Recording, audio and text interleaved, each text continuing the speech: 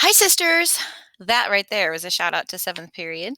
Today we're working on chapter 7, lesson 3, and this one is solving equations using multiplication or division this time. So, our last lesson was solving equations using addition and subtraction. So, we're switching gears to multiplying and dividing. Our green math book should be open to page 310 if you're following along with us. And our learning target today is going to say, I can use the inverse operations of multiplication and division to find the solution of an equation. Kind of a long one here. So let's start that out. I can use the inverse operations of multiplication and division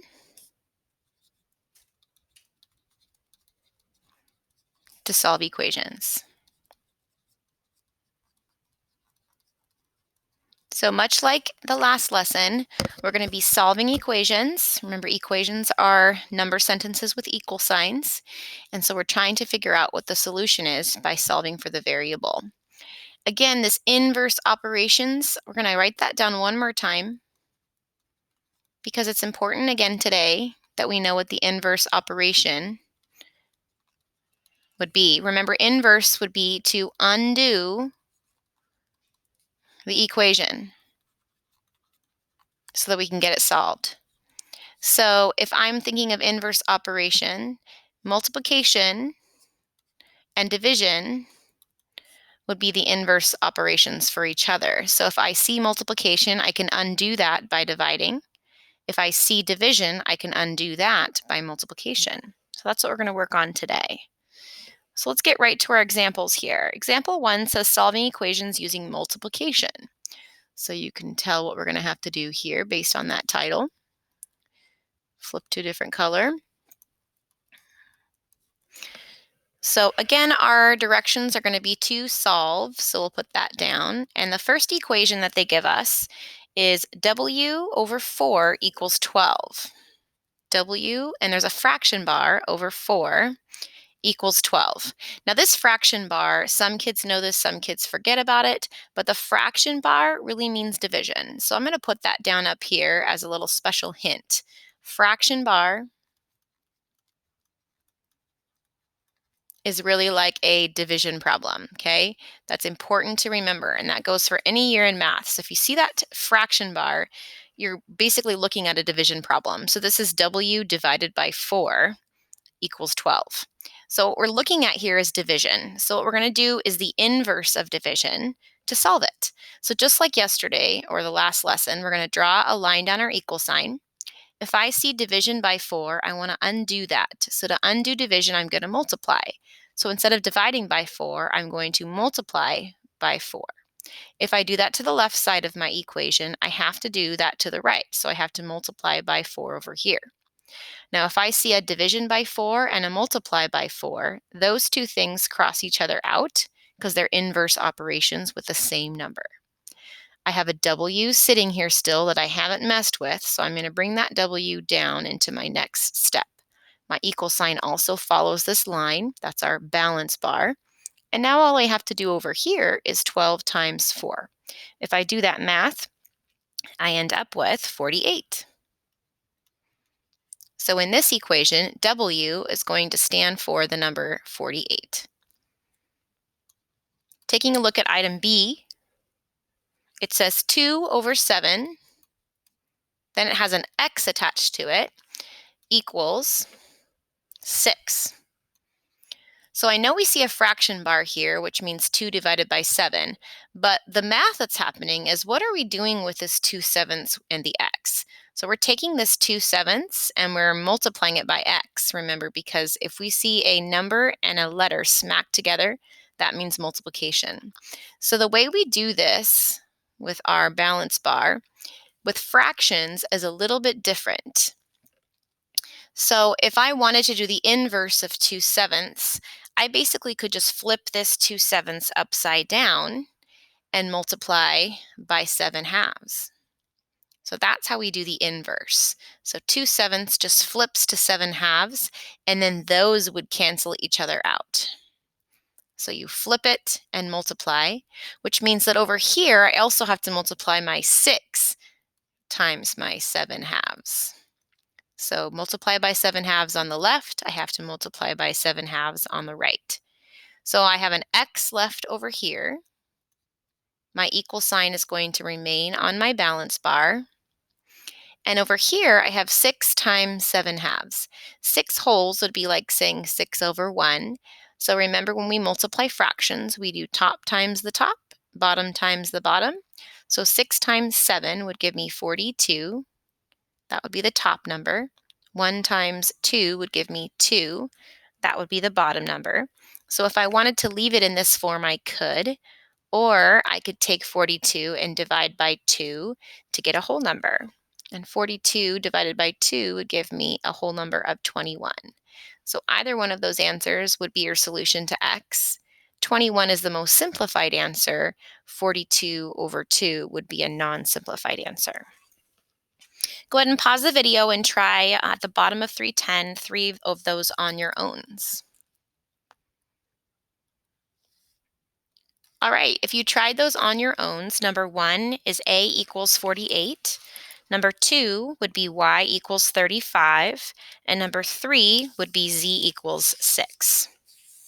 So now moving on to example 2, we're going to be solving an equation using division.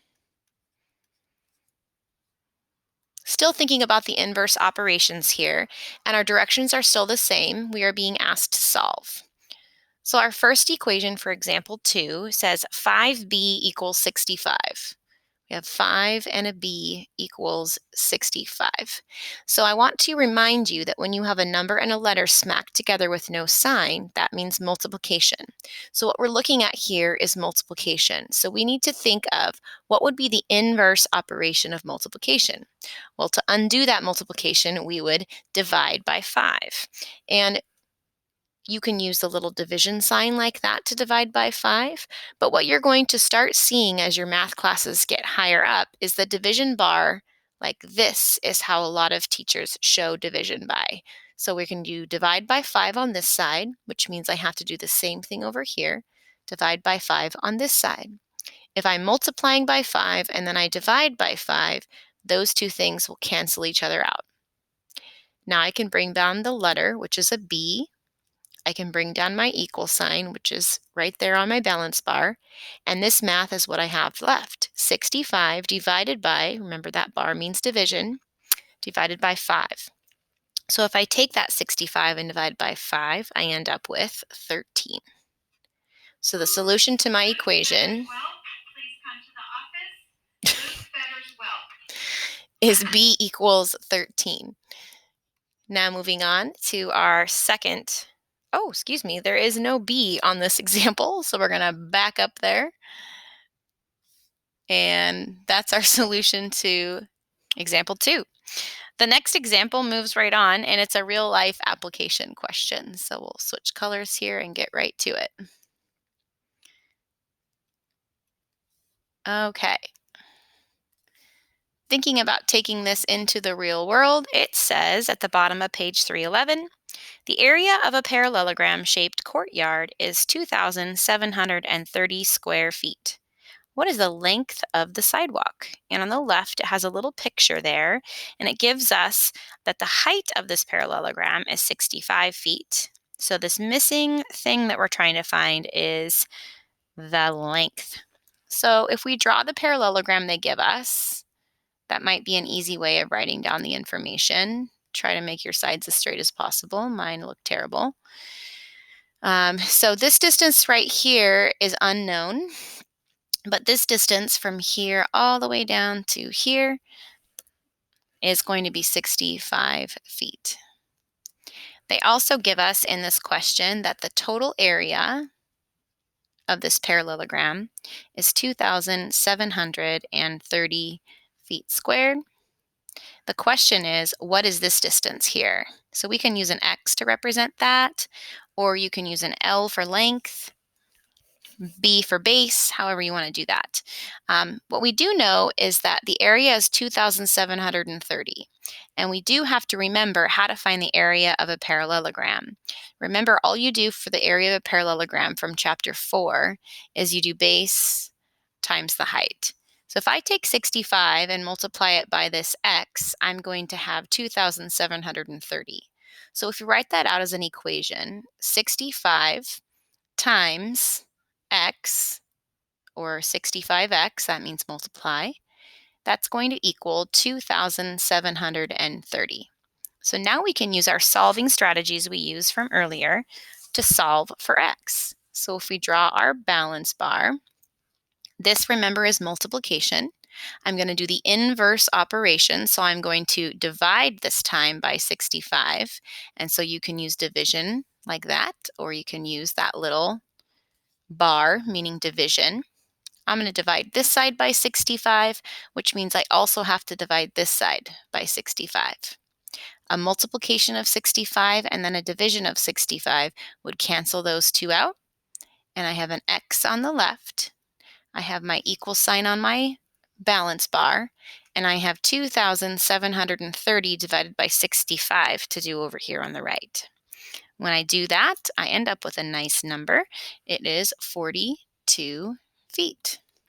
And the reason I'm putting a label on it is because this is our actual situation here that we're talking about. So the sidewalk length is 42 feet long. Go ahead and pause the video and try the bottom on your own there on 311. So number 4 is P equals 6. Number 5 is Q equals 5. And number 6 is R equals 9. Number 7, for that real life situation, it says write and solve an equation. So the equation would be 5x equals 70. And if you solved it, x would equal $14. And that's the end of our third lesson in chapter 7.